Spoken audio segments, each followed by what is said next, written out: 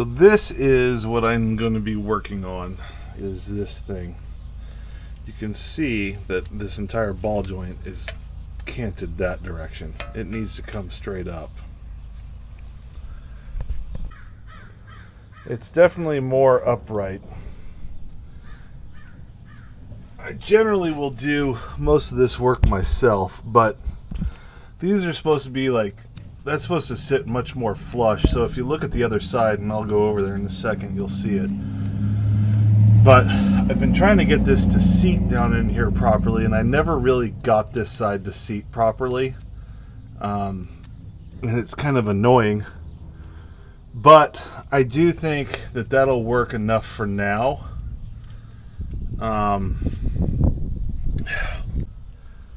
Sorry, the screen went dark. But I think I got it down enough now, and it's out properly enough. I mean, this is not going to move now. And I just need to throw a castle nut on and see. But when I started this whole thing, yeah, it's still got some terrible negative camber. I need to keep working on it. But let me get in here and you can see on this side. See how that's oriented? And that one's sitting down quite a bit farther. So I don't know if there's a problem with the knuckle or the axle or whatever, but I have no idea. But I'm going to keep after it. We'll see how it goes.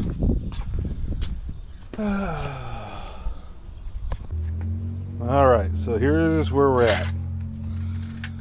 Got the old eccentric out. You can see that thing just flopping around in there. And what we've got is this fella. I mean, it's chewed up from me trying to turn it and all that stuff. No big deal. This is chewed up. That one's broken off, so it was not going well. But if I spun it around, you'd see the problem, or part of it.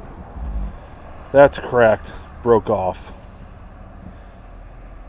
So I went to Napa looking for one of these, and they wanted $301 and they had to order it. And if I'm going to order it, to heck with it, I'm just going to go to Amazon. So I found this for $50 on Amazon. It'll be delivered tomorrow.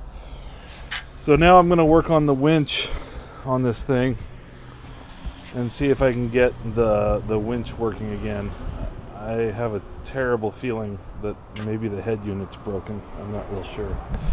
But that's the plan for now, is to switch gears. That new eccentric is going to show up tomorrow, so I'm not really terribly worried about it.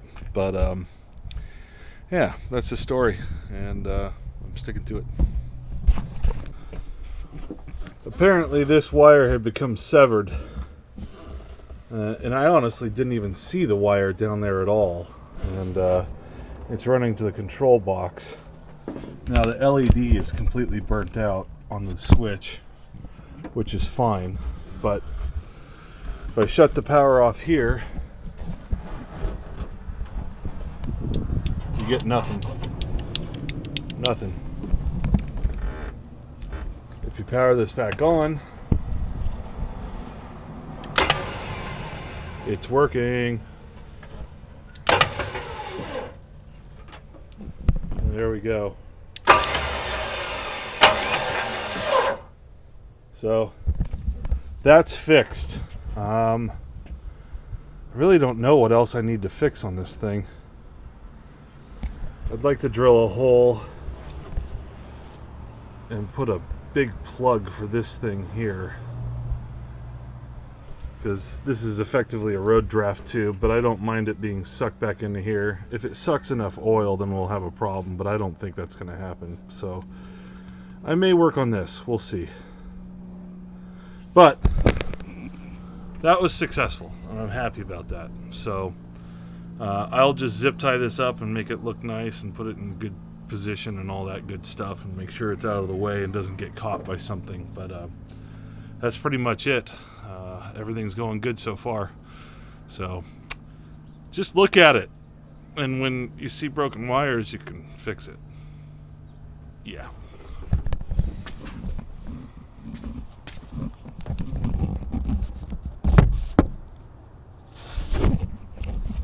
Oh.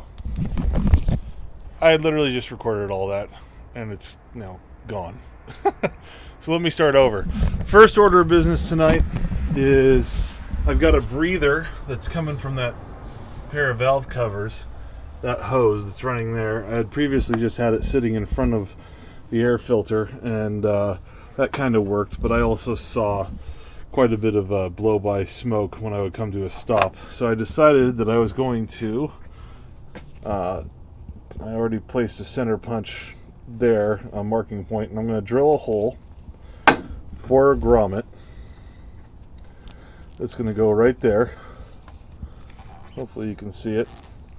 And then I'm going to install this guy into here so that the clean air that's coming in after the filter will just go straight into that turbo and take care of any blow-by gases that are coming in. There is a hazard, although I'm not really worried about it, that what happens is the this thing starts creating so much blow-by that it's no longer just fumes, it's actual oil that gets sucked in.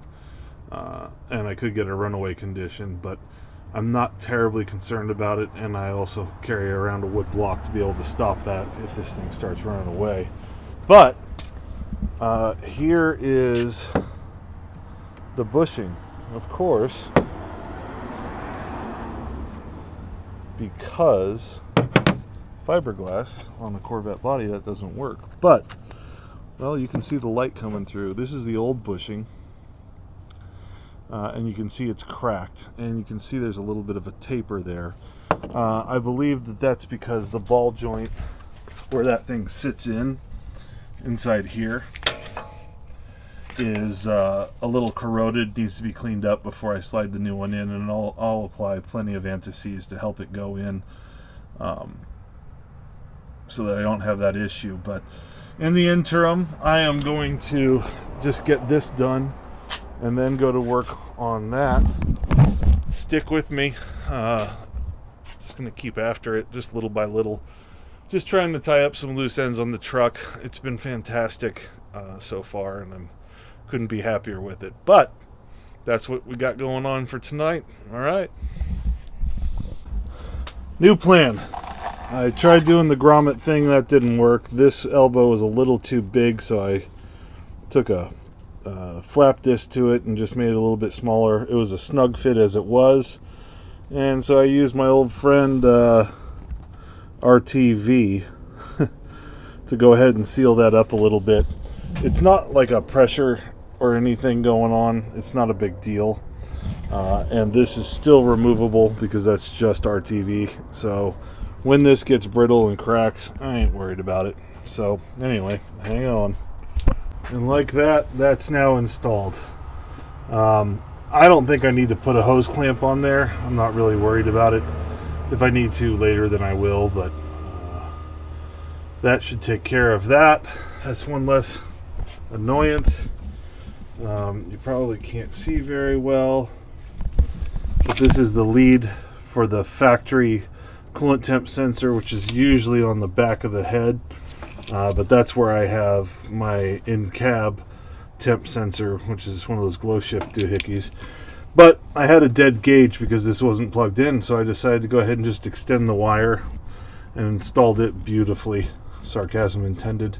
But this is now reading, and now I get a good concurrence between the two temp gauges. As soon as the fan kicks on, the thermostat's right here. This starts cooling off right away, which is what I'm looking for. So anywho, so that's that installed.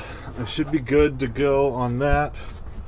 That'll get softer as the engine warms up, so I don't think that's going to be a restriction in any way. And again, not that it matters if it is. So anywho, well, maybe I'll do a little bit more smearing. There we go. That's now perfect. So Mike, you can make fun of me. I will deserve it for sure. Okay, this looks terrible.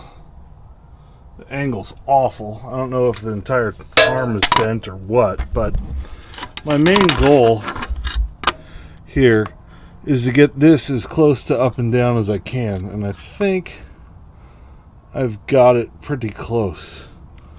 So that should take a lot of the camber out of the whole thing.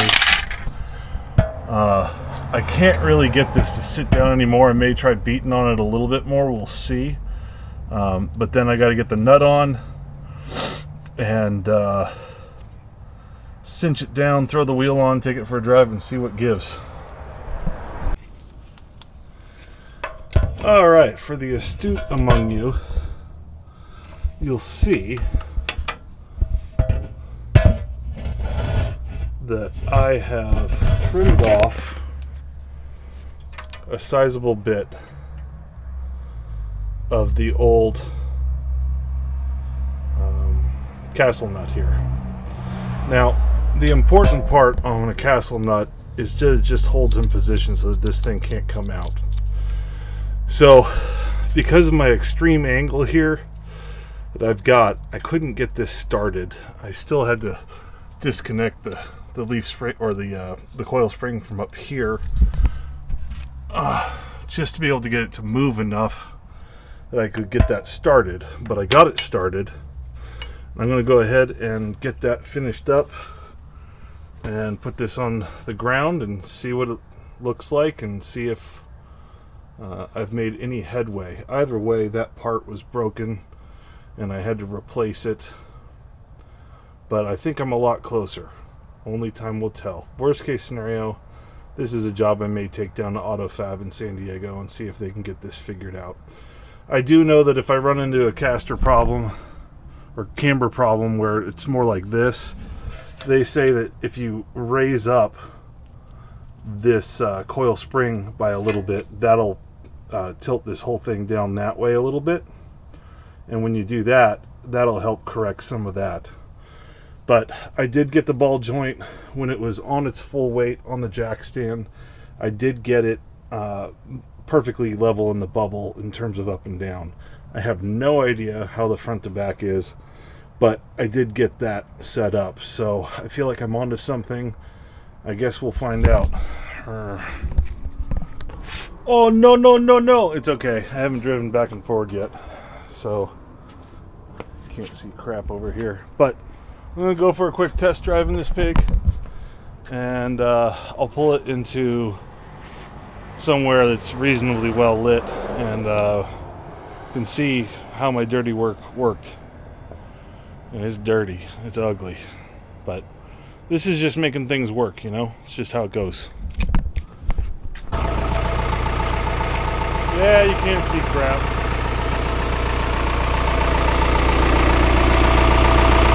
Oh yeah, that's way more up and down. Let me get my flashlight out, aka cell phone. But that is much better. Much better.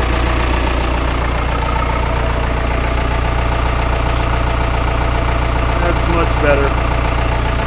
So I definitely have to adjust the tie rod a little bit, get that centered again. But that'll be a problem for another day. I'm gonna go take it for a quick spin and see if I can shake anything crazy out. But it's in good shape now.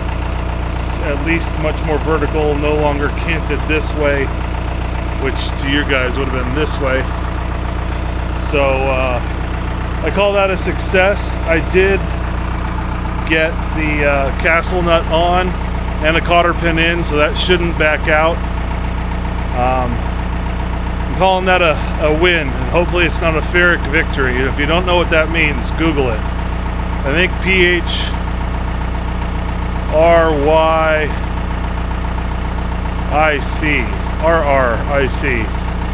Anyway, this is going on the cutting room floor. Anywho, talk to you later.